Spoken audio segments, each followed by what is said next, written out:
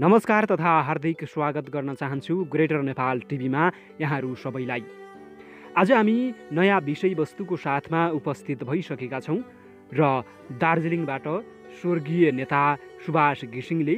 नेपालका राजा स्वर्गीय वीरेन्द्र वीरविक्रम शाहदेवलाई लेखेको पत्र, जहाँ दार्जिलिङ नेपालको हो र हामी भारतमा पिल्सिएर बस्नुपर्दा अन्याय भएको छ, तुरुन्त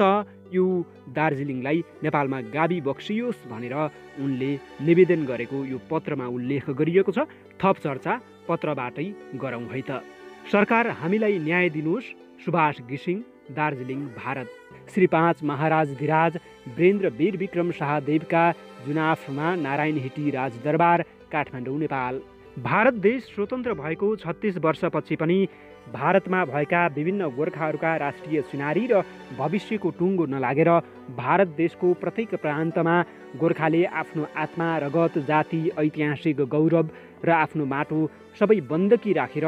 सधैँ निर्दो भई बाँच्नुपर्ने स्थिति, साथै विदेशीको लान्छना र खेदुवाको प्रश्नले चरम सीमा नाघेपछि बाध्य भएर गोर्खा राष्ट्रिय मुक्ति मोर्चाले विभिन्न थरीका पूर्व सन्धिहरूका वास्तविक क्रिया अनि प्रतिक्रियाको दुवै पक्षलाई लिएर सरकार कहाँ अर्जी गर्न कर लाग्यो कि 2 डिसेम्बर 1815 को सुगौली सन्धि, 10 फेब्रुअरी सन् 1817 सालको तितलिया सन्धि र 11 नोभेम्बर सन् 1865 सालको सिन्चुला अथवा राजा भातखुवा सन्धिका धाराहरूले काटेका ऐतिहासिक भूभागहरूमा आदिकालदेखि आदिवासीको रूपमा बसोबास गरिआएका गोर्खाहरू र सन् 1814 सालको नालापानीको नेपाल अङ्ग्रेज युद्धपछि सन् 1816 सालदेखि सन् 1884 सालसम्म देश, काल र परिस्थितिले गर्दा नेपाल देशको सरकारी अनुमति बिनै असन्तुलन मनस्थिति बोकेर अङ्ग्रेज फौजमा सिपाही भर्ती, कोइला खात, तेल खात साथै चियाको खेतीमा कुल्ली भर्ती हुँदै आएका गोर्खाहरू अनि सन् 1885 सालदेखि यसो नेपाल देशको सरकारी अनुमति पाएर सन् 1890 सालमा सर्वप्रथम विदेशमा गठन भएको नेपालकै गोर्खा फौजमा सिपाही भर्ती र कुल्ली भर्तीमा लगातार भर्ती हुँदै आएका गोर्खाहरूलाई अर्थात् उक्त तिनै थरीका सम्पूर्ण गोर्खाहरूलाई सन् 1923 सालको नेपाल र अङ्ग्रेज बीच भएको सन्धिले केवल आदान प्रदानात्मक ढङ्गमा एउटै राष्ट्रियताको सूत्रमा बाँधेर भविष्यमा जहिले पनि नेपाल देश र नेपाल राजाकै हक लाग्ने रैती बनाइसकेपछि सन् 1947 सालमा पूर्व सन्धिहरूका एक पक्षमा हस्ताक्षर गर्ने साम्राज्यवादी अङ्ग्रेज स्वयंले हिन्दुस्तान छोड्ने बेलामा केवल भारतीय नस्लका हिन्दू र मुसलमानको हित चिताएर 2 खण्डमा विभाजन गरेपछि आफ्नै मुलुकमा फर्केर जानु परेको खण्डमा नेपाल र अङ्ग्रेज बीच भएको पूर्व सन्धिहरू रद्द नगरी अथवा उक्त सन्धिहरूले काटेका ऐतिहासिक भूभाग र सन्धिले भ्रममा परेर वर्तमान भारत देशलाई नै आफ्नो देश सम्झी स्थायी रूपमा बसोबास गरेका सम्पूर्ण गोर्खाहरूलाई न्यायोचित ढङ्गमा जनमत सङ्ग्रह नगराई अथवा लिखित रूपमा न नेपाल न भारत देश कसैलाई पनि जिम्मा नलगाई गएको हुनाले 15 अगस्त सन् 1947 सालदेखि यसो उक्त सन्धिका भूभागहरू र वर्तमान भारत देशको मानचित्रभित्र परेका सम्पूर्ण गोर्खाहरूका भविष्य, राजनैतिक हक, सुरक्षा, समरूपता र राष्ट्रिय चिनारीको जटिल प्रश्न आजभोलि जहिले पनि भविष्यमा भावनात्मक, शङ्काजनक र विवादास्पद भएको छ। भारत देश स्वतन्त्र भएको 3 वर्षपछि 31 जुलाई सन् 1950 सालको नेपाल भारत सन्धि र 30 अक्टोबर सन् 1950 सालको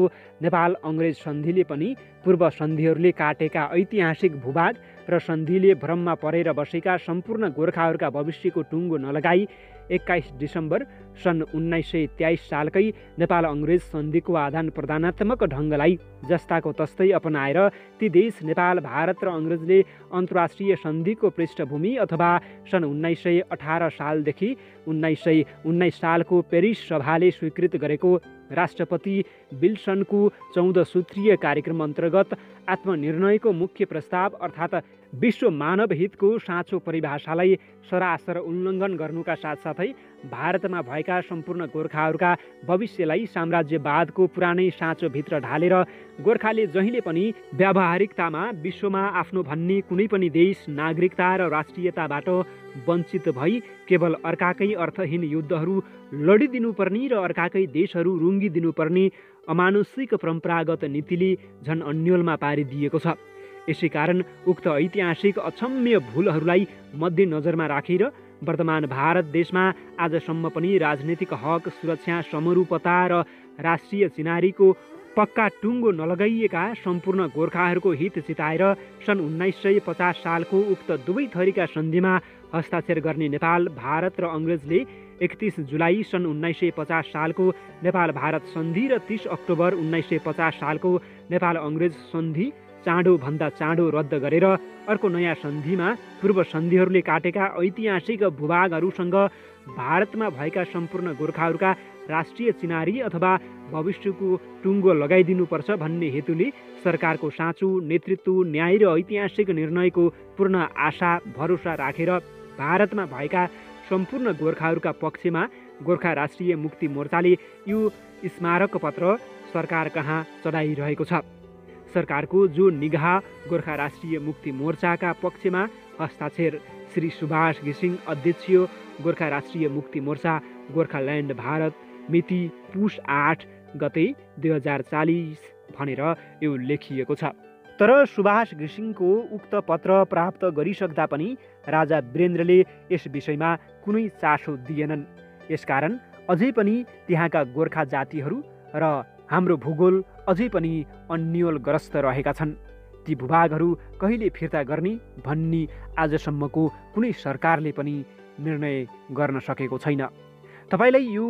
भिडियो कस्तो लाग्यो कृपया लाइक, शेयर, कमेन्ट र सब्सक्राइब गर्न नभुल्नुहोला। आगामी दिनमा पनि यस्तै भिडियोहरूको साथमा हामी पुनः उपस्थित हुनेछौँ।